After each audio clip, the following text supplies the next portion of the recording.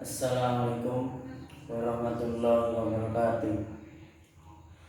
Innal hamdalillah nahmaduhu wa nasta'inuhu wa nastaghfiruh wa na'udzu billahi min shururi anfusina wa min sayyiati a'malina. May yahdihillahu fala mudilla lahu wa may yudlil fala hadiya lahu. Asyhadu an la ilaha illallah wa asyhadu anna Muhammadan abduhu wa rasuluh.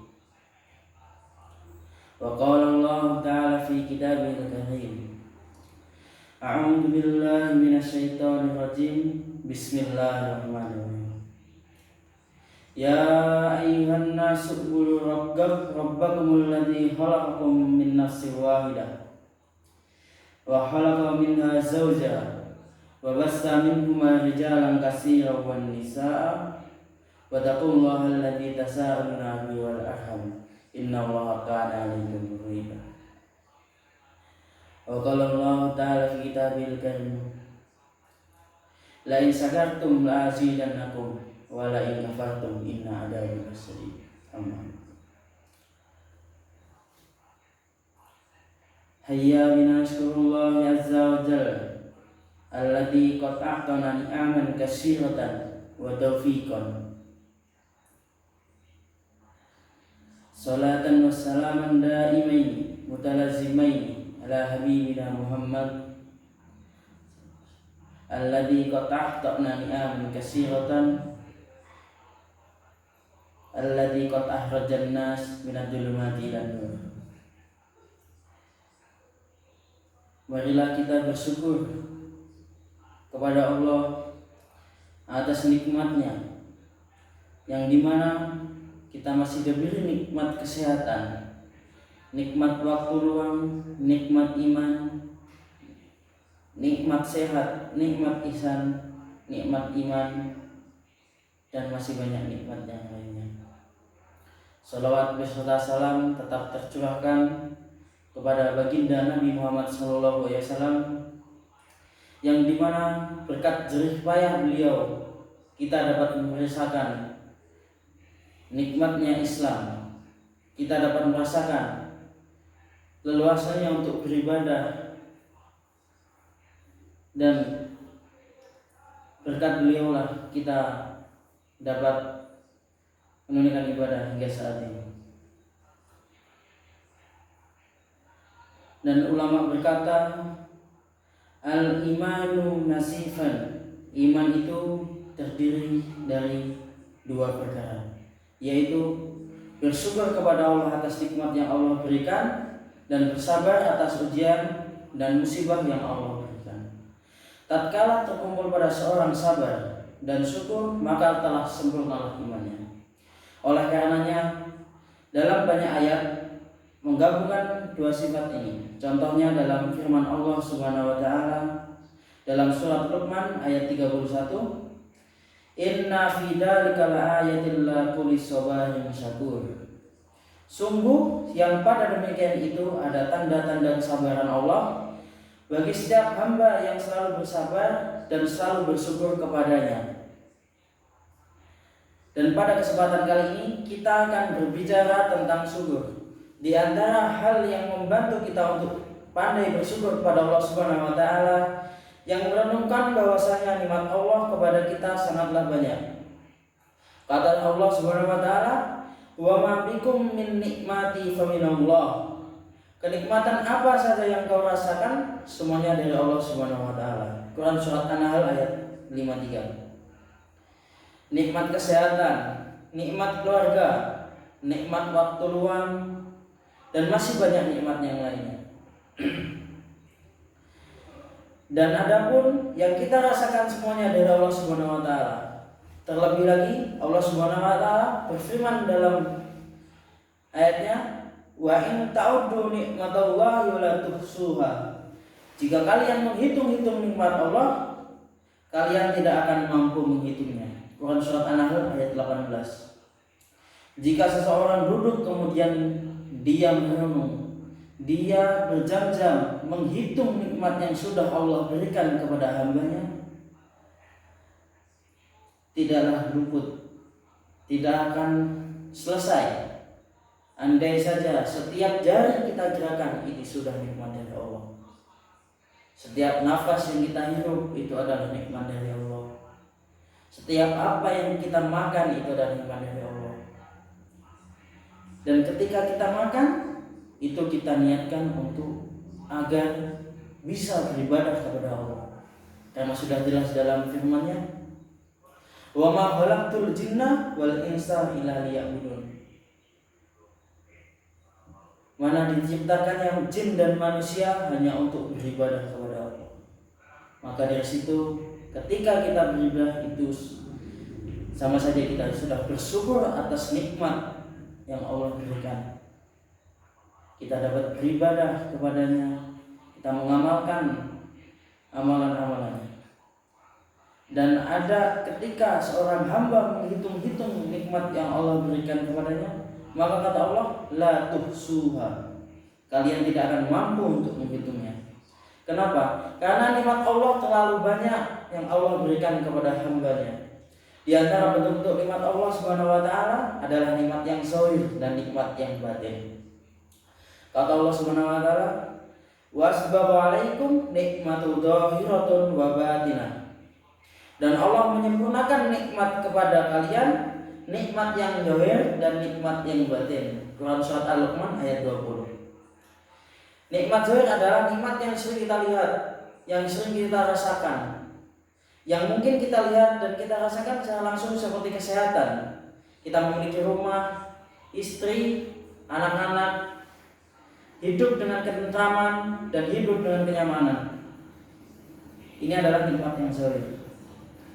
Kita bisa belajar, bisa sekolah, bisa melihat anak-anak bermain dengan ceria. Ini adalah nikmat zahir. Di sana juga ada nikmat batin, sangat mulia nikmat tersebut, bahkan lebih daripada nikmat yang kita rasakan. Seperti nikmat iman, nikmat tauhid kepada Allah Subhanahu wa taala dan nikmat Islam. Karena tatkala Allah Subhanahu wa taala menyebutkan surat An-Nahl, yaitu surat yang ke-16, sebagai ulama menamakan surat ini dengan surat An-Ni'am, dengan surat nikmat-nikmat Allah Subhanahu wa taala. Kenapa? Karena pada surat ini Allah bukan dengan menyebut nikmat-nikmat Allah, yaitu ayat pertama sampai ayat ke-18. Ketika ayat 18 berkata, "Wa in ta'udu nikmatallahi wa la tuhsuha." Jadi ayat 1 sampai ayat 18 Allah menyebutkan nikmat-nikmat. Nikmat yang pertama yang Allah sebutkan yakni ata amrullahi fala tastajilu subhanahu wa ta'ala amma yusyrikun. Kemudian yunazzilul malaikatu birruhi min amrihi ala man yasha'u min ibadihi an anziru annahu la ilaha illa anna fattaqun. Allah turunkan wahyu melalui malaikat kepada hamba-hambanya yang telah dikehendaki, yaitu wahyu yang Allah turunkan kepada Rasul. Ini adalah nikmat, agar para Rasul tersebut memberi peringatan, janganlah kalian menyembah kecuali hanya kepada Allah. Tidak ada yang berhak disembah kecuali Aku, kata Allah Subhanahu wa taala. Quran surat An-Nahl ayat 1 dan 2. Ternyata nikmat pertama yang Allah sebutkan dari rentetan nikmat adalah nikmat tauhid. Ini terkadang tidak kita sadari. Ini adalah nikmat batin yang sangat luar biasa.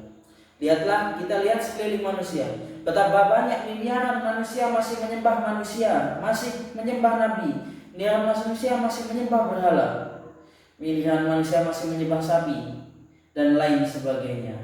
Itu adalah salah satu dari kesyirikan, di mana ia tidak menyembah kepada Allah.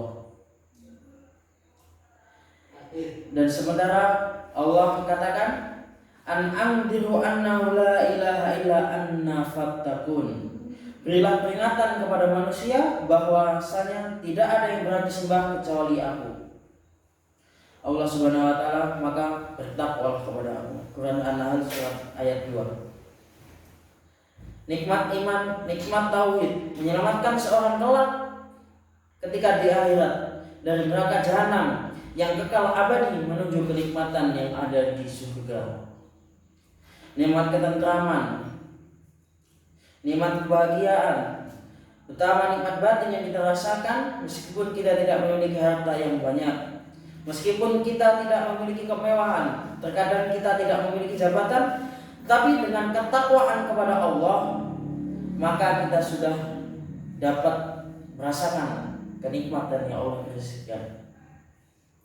Kemudian, man amila sholihan min dzakarin aw unsa wa huwa mu'minu falanuhyiyannahu hayatan thayyibah. Barang siapa yang beramal salih, laki-laki ataupun perempuan, dan dia di dalam kondisi beriman, maka kami akan anugerahkan kepadanya kehidupan yang penuh dengan kebahagiaan. Surat An-Nahl ayat 97. Ini di antara nikmat-nikmat yang zahir dan nikmat yang batin. Ada nikmat yang kita ingat-ingat tatkala kita berikan kepada nikmat-nikmat yang luar biasa. Terkadang kita sujud syukur karena nikmat tersebut. Nikmat tatkala kita sakit parah, tahu-tahu disembuhkan oleh Allah Subhanahu wa taala. Itu adalah salah satu nikmat. Dan adapun yang sering dilakukan oleh manusia, yakni dia lalai untuk bersyukur. Seperti yang sudah disebut oleh Allah, la in syakartum la azidannakum wa la in kafartum inna adzabi lasyadid.